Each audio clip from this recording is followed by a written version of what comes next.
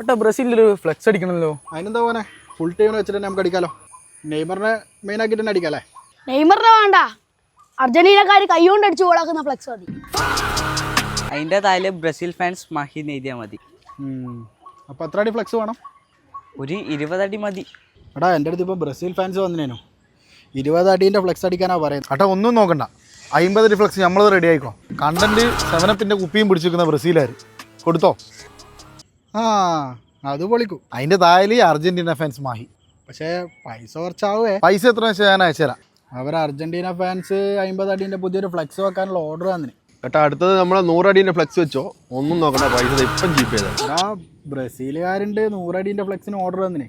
ഏട്ടാ ഒന്നും നോക്കണ്ട, നമ്മളെ ഫ്ലെക്സ് 500 അടി, ഒന്നും നോക്കണ്ട അടിച്ചോ. എടാ അർജന്റീനക്കാർ 500 അടീൻ്റെ പുതിയ ഫ്ലെക്സിന് ഓർഡർ തന്നിന്. എന്താ വേണ്ടേ? ഏട്ടാ ഒരു 1000 അടി എന്ന് പറയുമ്പോൾ ഏരിയ ഫുള്ള് കവർ ആവോ? 1000 അടിയാ? 3 ലക്ഷം ഉറുപ്പ്യാവും കേട്ടാ. ഒന്നും നോക്കണ്ട, അടിച്ചോ. ഓക്കെടാ. ഹലോ, ഫിഫ അസോസിയേഷൻ അല്ലേ? ഈ വേൾഡ് കപ്പ് എല്ലാ വർഷവും ഒന്ന് നടത്താൻ പറ്റുമോ?